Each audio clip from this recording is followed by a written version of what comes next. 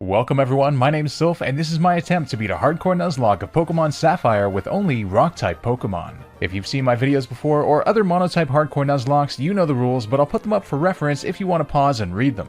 Despite having some awesome Pokemon, the Rock-type was a somewhat underwhelming one in early generations, mainly because it had several glaring and common weaknesses and was often dual-typed with another type that would give it one or more 4x weaknesses. We've never used the Rock-type in our hardcore Nuzlocke, so I'm particularly excited about this one. In Ruby and Sapphire, all these fully evolved Rock-type Pokemon are available. With our no Legendaries rule in effect, this means we can't use Regirock, Solrock is exclusive to Pokemon Ruby, and since we can't use trait evolutions as per our rules, we'll only be able to get Graveler and not Golem, but everything else is fair game. Why choose Sapphire, you ask? Well, there are quite a few reasons, as you'll see throughout the run. There are some really interesting situations we have with a few of these encounters, so this should be a fun one. Now, we're all big fans of the Pokemon franchise, but let's be honest, in the long waits between new releases, things can get a bit stale aside from hardcore Nuzlockes, which is why I'm thrilled to partner with today's video sponsor, Raid Shadow Legends, a free-to-play game that has been a blast in my downtime. We're all familiar with turn-based strategy games using teams with numerous diverse characters, and Raid's fresh take on the genre does it exceptionally well. The game has a whole world of incredible-looking champions, all from their own unique faction, which have a lot of lore. You can't have a fantasy world without dwarves, for instance, and they're one of the newer factions added to Raid's lineup of over 600 characters. What I like about Raid is that, similar to what we do on our channel, you can really come up with amazing strategies. You're working with your own team of champions after all, each with their own abilities and power-ups, and in facing challenging dungeon bosses, you really have to outsmart and out-strategize them. This month, Raid just released a new Doom Tower update too. There are 2 huge new bosses to take on, new enemy balance on tower floors, new secret rooms to discover, and most importantly, new artifact sets to win. The whole month is packed with awesome events and tournaments, including a brand new feature, Super Raids, which let you double your rewards from hitting dungeons and massively speed up your progress, amazing for new players. If you want an even bigger head start, all you have to do is hit the link in the description or scan the QR code on screen. New players will get a free epic hero, Chinoru, who is amazing in the Doom Tower, 200,000 silver, 1 XP boost, 1 energy refill, and 1 ancient shard to power you up from the get-go. You'll find your extra rewards here in your inbox for the next 30 days only. Click the link in the description and I'll see you in Teleria, and who knows, you might even be fast enough to join my clan. While Professor Birch over here gets eaten alive by Poochyena, I decide to steal a Pokemon from his backpack even though we're not going to be using it almost at all. Yep, just complete savagery for the hell of it. After defeating Birch's daughter in battle and crushing her hopes and dreams, she begs for mercy and gives us some Pokeballs as a peace offering. I'll allow it. With Pokeballs in hand, this means that the run has officially begun. But Sylph, you might ask, where is your first encounter? Well, this is one of those parts of the run I was talking about. The first Rock-type technically isn't available until we reach Dewford Town after the first gym. So what I've decided to do is actually use the Universal Pokemon Randomizer to input Geodude spawns here just to test and see if this run would be possible if we could get it now. We catch one and nickname it Simulation, and it has a sassy nature which boosts its special defense and lowers its speed. Not bad. With Trico now boxed, the run has officially begun. Or should I say, the simulation is being run. Simulation proves to be an absolute monster early game, as most trainers have normal, flying, or bug types which can't touch us at all. The most they can really do is lower our attack with Growl. In no time we make it to Petalburg City where we meet our dad. Hopefully not for the first time. As it turns out, he's more of a father to Wally than us, lending him a Pokemon and getting us to teach him how to catch a Pokemon even though we've technically never caught one ourselves. We're supposed to only have a starter Pokemon at this point for all he knows. Basically the one and only father in the Pokemon games, and guess what? He's a complete d***. On our way to Rustboro, Geodude gets to level 11 and learns Rock Throw, finally giving us some same type attack bonus or stab power. At the berry house on Route 104, all the girls keep talking about berries like crazy people, and then this one says, "I want to see the whole wide world filled with beautiful flowers. Please help me, Sylph. Plant berries and bring more flowers into the world." Alright, Martha, I'm gonna need you to be honest with me. Is this a cult? With that, we arrive in Rustboro City, the location of our first gym. Since I don't know anything about Pokemon, I hit up the trainer school, and I was gonna make a joke about the teacher screaming at the children, but then he does the work for me by saying, "Students who don't study get a little taste of my Quick Claw." Jesus, what the f? Once we've grinded a bit above level 14, it's time to hit up the Rustboro gym. The trainers in here are quite manageable since we basically just have a more powerful version of the Geodudes that they have. Gym Leader Roxanne, however, is a different issue entirely.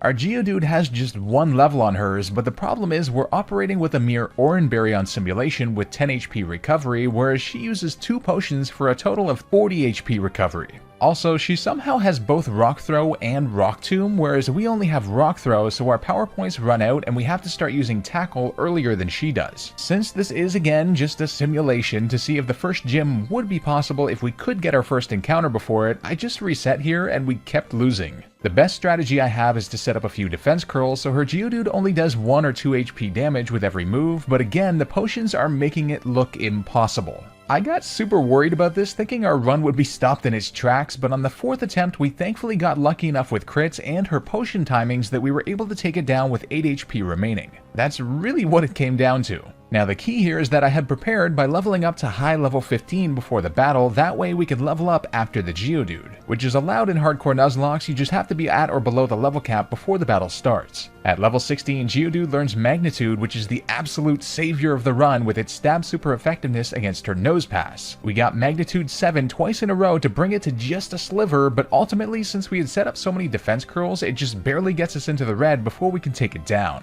Man oh man, it looks like this simulation is just barely doable, but that means we're allowed to officially begin the run. We also get the Rock Tomb TM for winning, which should be helpful. Before we move on, I noticed that one of the scientists in the Devon Corporation says, "I'm trying to develop a device that visually reproduces the dreams of Pokemon, but it's not going well." Was this a hint to the Dream Radar that came out like 8 years later? Unreal. Nope, not happening. Don't even think about it. Goodbye. Now that we have cut, we can grab the Miracle Seed on the way through the Petalburg Woods, which should be useful later on for a particular reason. Insert dramatic foreshadowing here. We arrive in Dewford Town safely, meaning Mr. Briny didn't kill us, and we can pick up the Silk Scarf from this dude to boost our normal moves. Now here we can actually pick up our first official encounter. To play as legitimately as possible, we're gonna get our actual Geodude encounter here in the Granite Cave. We catch one, and I decide to nickname it McKagan. If anyone can guess this reference, you're definitely getting a heart on your comment. McKagan has a jolly nature, plus speed and minus special attack. Plus speed is interesting for Geodude, but honestly not bad with a minus special attack, so I'll take it. Now Granite Cave is immensely troubling for us. Geodude is not the only rock encounter in here. You can also get a Nose Pass by using Rock Smash, which we don't have yet, and that's the only way you can get it, so Nose Pass is officially cut off as an encounter. The lower floors of Granite Cave also offer Aeron, which could have been nice. However, for what we have coming, I know it would not be able to pull through, but thankfully it is available later on, so it's not a huge loss. With that, we deposit Simulation in the PC. Thank you for your service, my dude. Get it? Because it's a Geodude. Now this is important. I make sure to deliver the letter to Steven deep in Granite Cave, that way we can return to Mr. Stone at the Devon Corporation to get the experience share, which I can attach to our Zigzagoon, which we're using for HMs. There's a very special reason for this. Splitting the XP between the two allows us to get more EVs on McKagan without it leveling up past the level cap, and I hit up the Rusturf Tunnel, which only has Whismur to get HP EVs like crazy. You'll see why eventually. We can go ahead to Route 109 under Slateport to get the Soft Sand item 2 from this girl to boost Ground-type moves. I always forget that you can technically travel here before beating the Dewford gym for some reason. Speaking of which, it's time for the second gym, a Fighting-type gym, and all we have is a Geodude. With the Soft Sand boost, McKagan actually manages the gym trainers reasonably well, especially since the Metatypes tend to only have Confusion and no fighting moves. Gym Leader Brawly, though, is another matter entirely with a Machop and a Makuhita. I get us up to high level 18, put an Oranberry on, and hope for the best with our strategy against 2 Pokemon super effective against us. I decide to go for Defense Curl first, knowing that Brawly's Machop typically uses Bulk Up to start, and he does indeed, so we get our defense raise. Since he got an attack raise, his stab super effective Karate Chop still brings us to near half, then we hit a Magnitude 9, but it doesn't KO. He then hits us with Seismic Toss to bring us to 11 HP, and we get a Magnitude 7 to take him out. Our Oranberry then activates to bring us to 23 HP as his Makuhita comes out. It instantly outspeeds and goes for Arm Thrust and hits 3 times, but we barely survive on 2 HP. Holy. We then go for Magnitude, and I'm like, we need a 10 here, but we get a 9, and I literally put my controller down thinking we were just done for, and that was it. but it actually KOs. I had forgotten that Machomp's actually a bit bulkier than Makuhita, which seems counterintuitive, but it's 120 versus 102 in terms of base HP plus defense, and apparently even with the additional level, it couldn't survive. Mikagan is a miracle worker, but even bigger challenges are yet to come. Now the problem here is that our next encounter technically doesn't come until after the third gym because of the Rock Smash rocks above Mauville. We could have gotten Aeron from the Granite Cave and then Rock Smash those rocks to get a Geodude, but you can only get the Rock Smash HM, but you can't use it outside of battle without the third gym badge. And again, Aeron could not get us past what we have next, and certainly not Watson either. In Slateport, I encountered this guy in the contest hall, and he says, "Hey man, I'm like majorly cheesed, you know? Like, you know, I just wanted to know why my Pokemon never won, you know? Like, hey..." God damn it. So like, I gave the judge my 2 cents, you know? They're free. And he wouldn't hear me out, like, hey? So like, total bummer, man. Alright, this is my new favorite character in Pokemon. This is the kind of dialogue you'd expect to find in a ROM hack, not an official game. Now normally I don't talk to this Aqua Grunt until we defeated the team here, but it turns out he gives you the Thief TM, which will be really helpful for picking up type boosting held items, and then runs away even with his 50 other team members there. Damn, Mikagan, you scary. The last location we see before our inevitable doom is the Trick House, which actually contains a really useful item, but we'll have to come back and get it later once level 3 has been unlocked. Now, I theory crafted for this game thinking Watson would be our next big challenge, but I totally forgot about the May fight on Route 110 just before Mauville. The one battle I didn't account for ends up being the most terrifying of all. She has a Wailmer with 4 times effective stab water gun, a Shroomish with 4 times super effective stab mega drain, and a Combuskin with super effective stab double kick. Holy f. As of right now, we send in Geodude and then get KO'd in 1 hit by Wailmer. That's it. Never mind the other 2. I spent forever trying to think of how we could approach this, and I was devastated. It seems that this was the end, there was just no way. But then something occurred to me. After a ton of calculations, I realized Geodude could actually just outspeed Wailmer if we could get enough EVs at level 22, since our level cap is level 23 at Watson. Wailmer has a base speed of 60, which gives it a 32 speed stat at level 18, and we could get Geodude to 33 despite its 20 base speed. We could also survive 1 water gun with enough special defense EVs, but can we get enough? I go to Route 101 and battle as many Zigzagoons as I can with the experience share attached to our HM Mon and exclusively battle level 2s only. They give us 8 experience each and we have about 3000 XP to work with. After hours, we end up with 230 speed EVs and now we need to get special defense EVs. Unfortunately, our only choice at this point is Lotad, which give 15 experience each with our setup, and so we're gonna have to get about 84 EVs this way. After all that, and with our stats maxed out per the level cap, it's time. I put the soft sand on Geodude since an Oranberry wouldn't help us at all, and let's see if we can somehow make this work. I go for Magnitude, and only get a 5, which hardly does anything. Oh, but then she goes for Splash. Oh my god. Now for reference, I actually went back with a new file to check this out after the run, and it turns out she uses Water Gun 100% of the time if she outspeeds you. Something about outspeeding her causes her AI to kind of panic and go for Splash instead. Super weird, but I'm not complaining. We can then take her down with a Magnitude 9. 1 down, 2 to go. She next sends out Combuskin, and it turns out it actually has a lower base speed than Wailmer even, so we can outspeed and 1-hit KO it with Magnitude. Incredible. Her last Pokemon is Shroomish, and it resists Ground-type moves, so I go for Rock Throw instead. It does 2/3, then she hits us with Stun Spore, but then it just goes for Leech Seed and we can take it out with 1 more. Absolutely unbelievable. We beat this team with a level-capped Geodude. We arrive in Mauville City and I am dying to get our new encounters. It's all this rock right here above Mauville. This is the bane of our existence. The Mauville gym is an electric gym, which I know looks like we should be able to absolutely sweep through it. We're immune to electric, can't get paralyzed, which Watson likes to do, and have super effective Magnitude. The problem is, all 3 of his Pokemon have Sonic Boom, which does a guaranteed 20 HP damage regardless of typing. This is the exact reason I trained us in HP so much earlier on, if you'll remember. I knew Geodude could have 60 plus HP at level 23, which allows us to live 3 of them without an Oranberry. Thankfully, due to our speed EVs, we even outspeed his Magnemite and can take it down taking no damage. His Voltorb then comes in and hits us with Sonic Boom before we take it down as well. Magneton comes out and hits us with Sonic Boom as well, but then we can take it down with a 4x super effective Magnitude, which thankfully was a 6 because my calcs tell me it would have lived to 5 surprisingly enough, which is why I put the soft sand on. If we got outsped by the Magnemite and got a lower roll on that Magneton, we would have had our run ended, which is surprising given the type advantage that we had. So I'm thankful it worked out the way that it did. 3 badges, and now the game finally opens up. Alright, this woman being attracted to Pokemon is not what I had in mind by the game opening up. I speak to this woman here in Verdanturf and she says that Geodude wants to be babied. No kidding, this has been traumatic for poor little McKagan. In the Rust Turf Tunnel, we pick up the Strength HM and McKagan finally gets to evolve into a beastly Graveler. Now we're talking. Oh, also, this happened. I have never seen this before, nor have I even heard of it happening. This woman literally crawled up on the ledge and is standing on top of it in order to battle us. Is this like a known thing that can happen?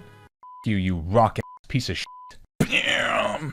We finally arrive at the Fiery Path, the location of our next encounter, a Slugma. We catch one and nickname it Larry, and Larry ends up having a hasty nature, plus speed and minus defense, which is not great.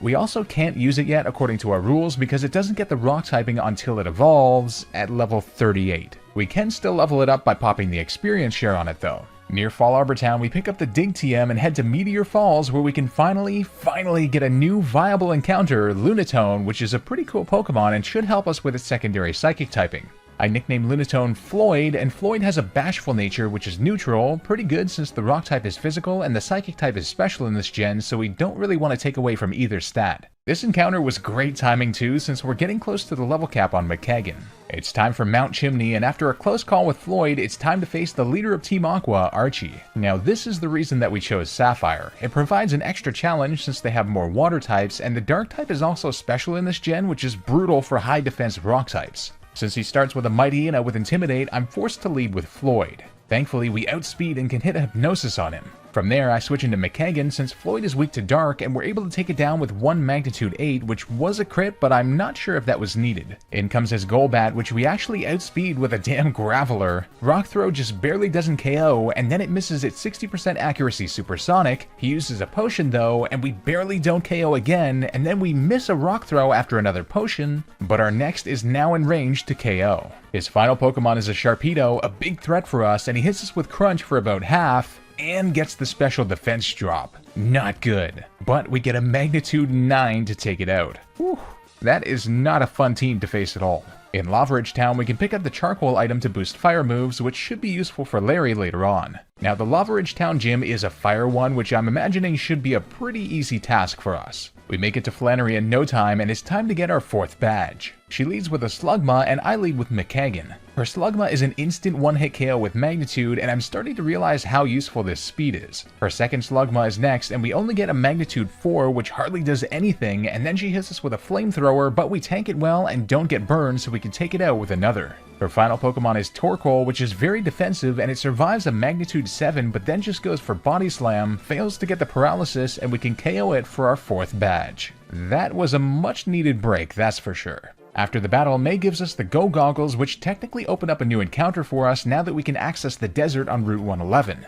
Here we can find 2 fossils, and both are viable encounters, but as much as I love Armaldo, ultimately I decide to go with the Root Fossil since it will allow us to get an eventual Grass type, which should help us with our team's coverage a lot, especially against Water types, which are a big threat. Before reviving the fossil back in Rustboro, McKagan ends up learning Rollout, and I go back to Mount Chimney to pick up the Meteorite, which you can actually return to Professor Cosmo at his house in Fall Arbor, and he gives you the Return TM in exchange, which is a 102 power move on a Pokemon with max friendship. We also go back to the Trick House, which now has the 3rd level unlocked since we have 4 gym badges. We complete the puzzle and the Trick Master gives us the Hard Stone item, which boosts the power of rock moves. Quite the ideal item for our team.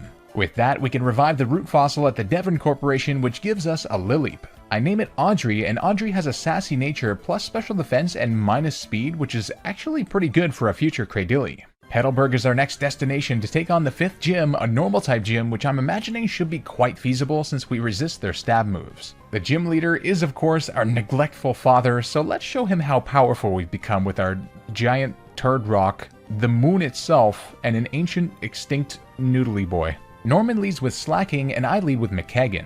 We do have to be a bit careful since his Pokemon have status and dark type moves, and he indeed goes for Yawn right off the bat as we hit him with a magnitude 7, which hardly does anything. On the Slacking's Truant turn, I switch into Audrey, who then gets hit by Facade before landing a Confuse Ray. We don't want to status the Slacking due to Facade doubling in power if we do, so Confusion is a good middle ground. I start going for Acid to try and get the defense drop, but we don't get it and he's bringing us too low, so I switch back into McKagan. Slacking breaks out of Confusion though and hits a feint attack before we can then hit 2 magnitudes, but he survives in the red and Norman hyper potions it. Yikes. I hit him with magnitude 8 and then use Defense Curl while he's loafing. Rollout is tempting, but it's a good thing I didn't as he yawns again, and then we hit him into the red with magnitude before I switch into Audrey, then I switch back to ward off the yawn and bait the Facade and can finally take him down with one more hit. His second Slacking comes in next and does have Focus Punch, which would do a lot of damage, so I have to make sure I'm hitting him consistently to break the focus and activate Truant. This works perfectly as it doesn't allow him to attack, and our fourth attack leaves him on just a sliver, which triggers a Hyper Potion to full health. This is taking a crazy amount of time, and I realize that Rollout is now possible since he doesn't have a status move, so I go for that and it's able to take down Slacking and Vigoroth with McKagan being brought to below half. Solid. It is definitely a damn good thing we have Audrey now, as the occasional random powerful trainers that have things like Breloom are now handled by it and which might have ended our run otherwise. On Route 123 we encounter another berry house and the guy says, "Let flowers rule the world." Yep, definitely a cult. So, naturally, I decide to join the cult and start our citrus berry farm here. Our next challenge is the Weather Institute, where Team Aqua admin Shelly challenges us. She has a Carvanha and a Mightyena, big threats for us, and I decide to use Audrey to get Confuse Ray up and hit it with Acid a few times, but just on a sliver it hits us with Crunch, which gets a crit and the special defense drop, before it then goes down. Oh, that's bad. In comes Mightyena now though, but my plan was to allow Audrey to take the Intimidate and then switch into McKagan, and we get hit with Swagger for the Confusion, and then we hit ourselves twice in a row, get hit hard by a couple of bites down to 18 HP, and then I realize we have nothing we can switch into since Lunatone is weak to it, so I have to go for it. And we snap out of Confusion in the nick of time to take him down with Magnitude since Swagger gave us the attack boost. Close one. We get a cast form for saving the place, and we strip it of its Mystic Water item, which should be very useful later on, before disposing of it in the PC. Shortly after, we have another rival battle with May, and the website I was using told me that she uses Shroomish first, but she ends up sending Whalmer in instead. Interesting. Thankfully, Audrey is able to do a great job with Confuse Ray, and it ended up confusing us with Water Paws too, but thankfully we're able to outdo it in the end with just 25 HP left. In comes Combuskin next, and we have a great way to deal with that in Floyd, and it goes for Bulk Up as we switch in. We hit it with Confusion to the red, it uses Sand Attack, and we miss our next one, then it hits us with Double Kick to half, after which we land another one to bring it down. Her final Pokemon is Shroomish, and with Floyd at half health, I'm forced to switch, so I go into Audrey. And she had gone for Leech Seed, which doesn't affect us, and she goes for Mega Drain to bring us to 17 HP. Acid does very little, but gets the defense drop, and then I decide to stay in and go for Confuse Ray. We get brought to 8 HP, and then I switch into Floyd, but she breaks through the confusion to hit us with Mega Drain, but Floyd's special defense is surprisingly good, and with the help of Confusion, we take it down with the final attack. Thank God for Audrey is all I've got to say here. Fortree City is the location of our next gym, a flying type gym, and we're able to absolutely ravage the trainers with our rock types, although I must admit the puzzles always require the fullest extent of my brain power with my 7 IQ and all. Now, I was breezing through the gym but realized something about Winona, the gym leader. Not only does she have a part water type Pelipper, but her Skarmory, we really don't have a way to deal with that, like at all, since we can't use Slugma and it has super effective Steel Wing against our entire team. And we have no coverage TMs for it either. Eventually I realized our only option and crossed my fingers that it would work. She leads with a Swellow and I lead with Floyd. Now, I know this Swellow tends to double team, so I'm nervous about what I've got planned, but I literally have no choice. She does indeed use double team, and then I try to hit a 60% accurate Hypnosis, but it doesn't go through, and she hits us with Aerial Ace. We do resist all her moves at least. I then land a Hypnosis, and from there switch into McKagan. I now use Defense Curl to raise our defense, but also to power up Rollout. For those of you who didn't know, if you use Rollout immediately after Defense Curl, it doubles the power of each attack, starting at 60 and getting up to 960 base power on the last one. I know the Swellow does have Protect, but we can always just restart it since she can't damage us much.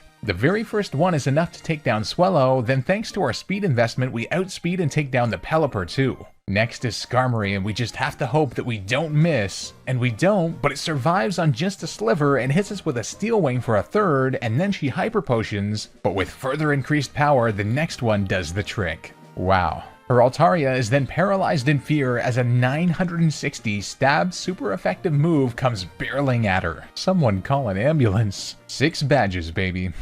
After avoiding the random damn trainer who has a Milotic in the rain which has killed Pokemon of ours in the past, cool trainer Jennifer I believe her name is, we arrive at the Hoenn Safari Zone, which is actually the location of our next encounter. In Area 3 you can find wild Rhyhorn here. Now Safari Zone encounters are very risky since the Pokemon can run after all, but we were lucky enough to capture it in 3 balls. I was trying to think of a nickname for this thing and all that was coming to mind was the aim for the horn meme, so I named it Teferaim.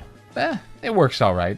Teferaim has a relaxed nature, plus defense and minus speed, which definitely works. With Mount Pyre behind us, we can get to the second half of Route 123 where we can pick up the Giga Drain TM. An absolute savior for us since the Cradily line gets 0 offensive grass moves by level up, so that's going on to Audrey right away. In Lily Cove City, May is blocking the entrance to the department store, so we have to battle her, but now that she has a Swellow that she leads with, you know what time it is. And his name is John C. Poor girl, honestly. The reason that we had to fight her was to get access to the Reflect and Light Screen TMs, which should be handy. The level cap for the next gym is 42, so a lot of grinding is in order, during which Larry learns Flamethrower via the XP share, and Audrey also finally evolves into a beautiful Cradily, which should provide some immense bulk and should also be useful for this gym too. Now one thing about this gym is that the level cap is 42, but the next gym's level cap is 43, so we have to go in a bit under-leveled. I decide to teach Floyd the Light Screen TM to help us out here, especially since the gym leaders, Tate and Liza, engage in a double battle of course. Now the Psychic type is neutral against Rock in general, but we do have Floyd who resists Psychic and Audrey who is a specially defensive beast, so I lead with those two against their Soul Rock and Lunatone. Their Lunatone does know Calm Mind, Hypnosis, and Light Screen, all of which could cause some big problems, so I decide to focus fire on it first. I set up Light Screen with Floyd and go for Giga Drain on Lunatone, but it immediately puts Audrey to sleep. With the sun up now, I can't risk switching out due to 1-turn Solar Beam, and our Hypnosis misses 3 times in a row, and the whole time Audrey didn't wake up either. So their Lunatone just charges up with Calm Minds. Audrey finally wakes up, and even with the Miracle Seed boosted Giga Drain, it's hardly doing anything now. Thankfully, at one point I decided to use Amnesia on Audrey to raise his special defense, and Lunatone goes for a super boosted Psychic, and we just barely survive in the red. I have to switch out into McKagan, and our Hypnosis then misses the Soul Rock, but thankfully it actually went for Flamethrower on Floyd instead of Solar Beam on McKagan. Then we miss Hypnosis again, but thankfully it goes for Psychic twice in a row, and our third rollout just barely doesn't KO. Then they go for Psychic again since the sun's now down, then Hyper Potion, then our fourth rollout misses and cancels out our chain. Are you kidding me? Our bad luck this battle has been actually unfathomable. We finally hit a Hypnosis eventually, but we just keep barely not taking it out, and they use 3 Hyper Potions on it during the process. I knew rollout was necessary to get enough damage, so I started up again once we get it asleep, but Solrock wakes up and starts charging Solar Beam now that the sun is down, but then our third rollout and Rock Throw combination leaves it on what must be 1 HP, then it Solar Beams McKagan for an instant KO. I have no words. If even one of those like 8 Hypnosises had hit, or if we didn't miss our rollout, this would have been super manageable. I'm forced to now send out another Pokemon that's 4 times weak to grass, Teferaim, but thankfully we can now take it down before it can land Solar Beam. A brutal loss of our starter, but we got the 7th badge. In the Seafloor Cavern, we pick up the Earthquake TM, which is going to be amazing for us, but I have to decide who we're going to use it on. Before our battle with Archie, I decide to teach Audrey Rock Tomb since I think we'll need it here. Now, even though he leads with Intimidate Mightyena, I have a feeling I know what he's going to do, so I lead with Audrey. He indeed goes for Swagger, which is going to restore our attack, but confuses us, and then I hit him with Confuse Ray. We kept hitting ourselves in confusion, but thankfully Giga Drain provides us with some good recovery. Then, at one point, he tries to use Roar, but...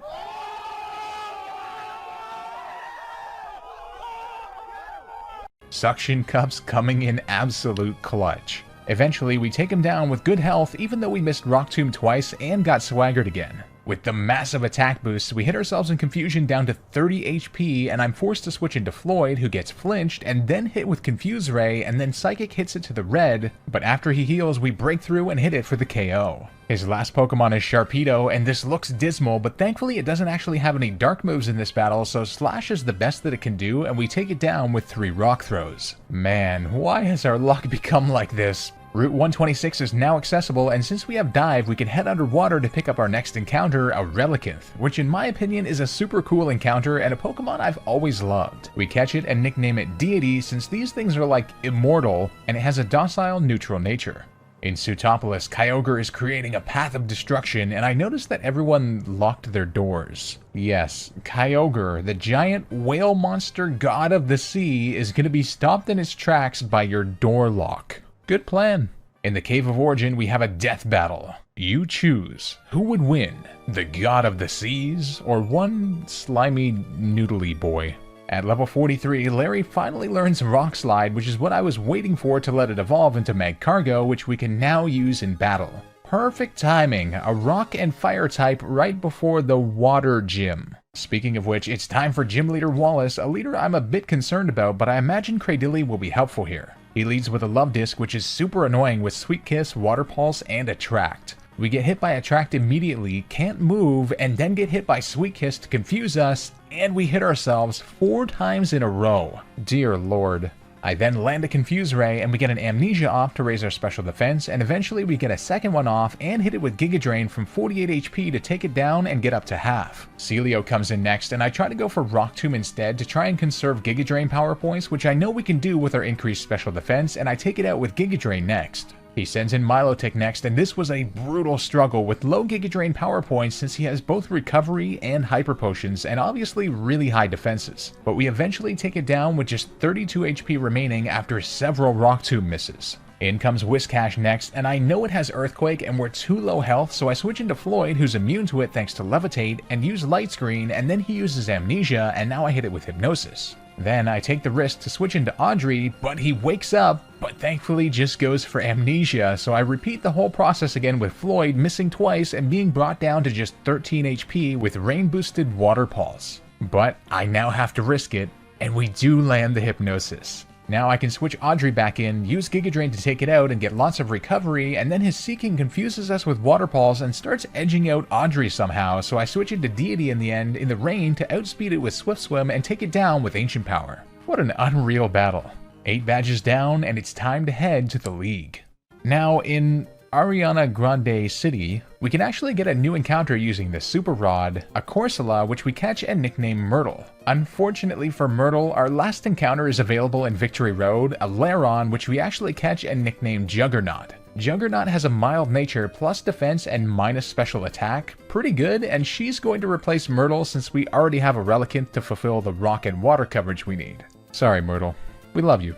After tons of preparations like getting any remaining TMs, items like the Metal Coat using Thief from Magnemite, grinding, and fulfilling the rest of our EVs, Tephrain ends up evolving into a beastly Rhydon, which we waited until level 52 for it to learn Earthquake, then Juggernaut also evolves into an Aggron, which we waited until level 53 for Double Edge, which has no recoil with her Rockhead ability, and I also teach her the Earthquake TM. Wally's battle in Victory Road was actually quite tough even though we had gotten near the Elite 4 level cap, but Larry definitely got some good usage for the first time ever, helping out with Roselia, Delcatty, and Magneton with charcoal-boosted Flamethrower, and Floyd, Deity, and Juggernaut slugged it out with Gardevoir, and thank God for that steel typing or else we might have lost. I mean, look at our team after that battle. Sheesh. It's time for the Elite 4. The first Elite 4 member is a Dark-type trainer, Sydney. He leads with a Mightyena with Intimidate, so I lead with Larry. He uses Crunch and gets burned by Flame Body immediately, then Flamethrower combined with the burn take him out.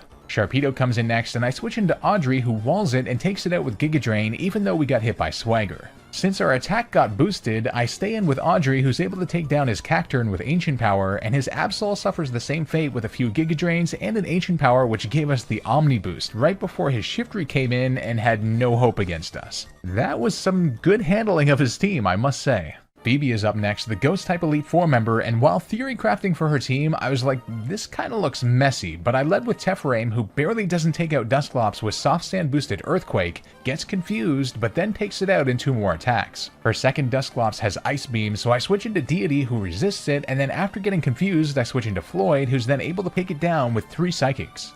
Banette comes out next, and I know it'll likely go for Shadow Ball, so I switch in Juggernaut, who resists almost everything else that she has. It's a long slugfest, but Juggernaut is able to pile drive the rest of her team with Metal Coat boosted Iron Tail, followed by Earthquakes to guarantee better accuracy.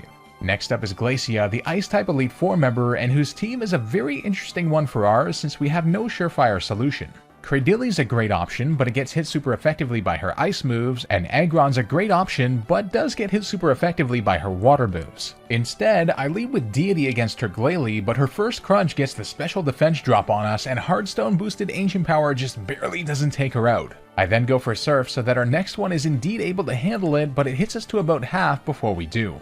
She next sends out her second Glalie, and because of that special defense drop, we're forced to switch, so I go into Floyd even though we're hit super effectively, just because I know we need to conserve the health of the others, but we miss Rock Throw. Great. I switch into Juggernaut here, and Iron Tail is able to smash it into Oblivion, although she did get a crit on us with Ice Beam. She sends in Celio, and I switch into Audrey and start using Amnesia while I can, since this Celio only has Ice Ball, and then Giga Drain restores our health. From here, Audrey is able to tank out the next Celio, even though we were hit with Attract and Blizzard, which froze us, and with good health heading into the wall rain, we could just overpower it with Giga Drain recovery since it missed 2 70% Blizzards in the process. The last Elite Four member is Drake, the Dragon Trainer, and I theory crafted for this one for a while and came up with a ridiculous plan. I taught Relicanth both the Rain Dance and Ice Beam TM since we don't need Ancient Power anymore, and gave the Never Melt Ice to it to boost its power. Now, in almost every battle I've had with Drake, he always goes for Protect first with his Shelgon, so I figured we could set up the Rain to activate Deity's ability to help us outspeed everything, but he hits us with Dragon Claw and then Protected to stall out the Rain, then hit us with Resisted Rock Tomb of all things to drop our speed, ruining my entire plan. Are you absolutely f***ing kidding me? I realized he would probably full restore here, so I used Yawn to try and stall out so we could reset the Rain and switch into Floyd, that way I can get rid of the speed drop too and set up Light Screen in the process, and then I switch back into Deity once he's asleep to reset the Rain and take him down. In comes Flygon next, which is an instant outspeed and KO. Oh wait, never mind. He survives the 4 times effective Ice Beam on a Sliver and sets up Sandstorm, yet again destroying my plans. He then uses Dig, so I switch back into Floyd, who's immune, set up Light Screen, and then take him down with Psychic. Salamence comes in next with the Intimidate, but I was like, you know what, the Sandstorm only helps us, and we have Hypnosis and Light Screen, maybe Floyd can do this. And he is indeed able to manage Salamence quite handily. His next Flygon then comes in and hits us hard below half with Crunch, so I switch in Deity, who gets crit upon switch in. Oh. I switch in Juggernaut next since his Flygon doesn't have a ground type move, and we're able to hit him hard with Silk Scarf boosted Double Edge for the KO, and the same goes for Altaria, whose moves we all resist, even though we did get paralyzed and brought to the red. It's time for the final battle, the champion, Steven and his Steel types, which is a very rough type for us. His team is incredibly bulky, and we have no surefire plan here, so I go with the best strategy I can think of. He leads with Skarmory, and I lead with Larry, whose Flamethrower is able to one-hit KO it after it set up spikes. In comes Armaldo next, and I figure he's going to go for Water Pulse, so I switch into Deity, but he actually goes for Ancient Power instead. I set up Rain Dance next, he hits us hard to below half, and then Mystic Water and Rain-boosted Stab super effective Surf takes him out. The same then goes for his Aggron too. This has been a great start so far. In comes Claydol, and I realized we might not KO, but we need the damage, and it brings him all the way to the red. Then he uses Stab super effective Earthquake, and Deity survives on just 2 HP, but then I know he's gonna full restore, so I Surf him again to the red. Realistically, I should have just stayed in and gone for Surf once again since we can't switch Deity in again because of the spikes, but I'm too emotionally attached to him, so I switch into Floyd thinking we get a free switch anyway with the full restore. He goes for Light Screen and I hit him with Hypnosis. I then set up our own Light Screen and then switch into Audrey. He wakes up immediately and I was gonna try and get the Omni boost with Ancient Power, but that's not happening. I then go for Confuse Ray, and amazingly enough, he just hard switches into Metagross of all things. I know he's gonna go for Meteor Mash, which would kill everything we have aside from Juggernaut, so I have to switch and hope the confusion pulls through, and it does. I just need him to hit himself one more time, but he snaps out entirely and hits us with 4 times super effective Earthquake to one-hit KO Juggernaut. Ouch. I switch into Teframe here, hoping our high defense would help us survive a Meteor Mash, and we do, and Soft Sand boosted Stab super effective Earthquake KOs with a crit, and it was a range to kill, so we might have needed that. Cradilly comes in next, and with this low health, I know we can't switch in again with the spikes, and nothing can really take a move from it, so it KOs Teframe with Giga Drain. Knowing this Cradilly could end us since it also has Sludge Bomb for our Cradilly, which I forgot to teach to ours, I send in Larry just to get the yawn off before we get KO'd by 2 Ancient Powers. But it gets the burn off of our Flame Body, cancelling out our sleep. No! I can't believe this. Floyd and Audrey are all that we have left since Relicanth is too low to be switched in on spikes, so I send in Floyd, set up the light screen, and try to stall out his Giga Drains. And Psychic does a good amount of damage with the Twisted Spoon, and we're able to take it down with a bit over half. Claydol is his last Pokemon, and it can't really hurt us, so I put it to sleep and switch into Audrey, and we can KO it with a couple Giga Drains. Wow, what a battle and what a run. Rock types were actually surprisingly fun to play with and certainly challenging for sure. I kind of thought that rock types would be all just pure power, but no, there was a lot of fun strategy involved too. If you enjoyed the run, please don't forget to hit that subscribe button as it really does help a lot and grows our community. A huge thanks to my YouTube members and patrons who make these videos possible. If you'd like to support and get your name up here, the links are also down below. If you enjoyed, drop a like down below to help the video out and leave a comment letting me know what kind of run we should do next, and I'll see you guys for our next challenge video.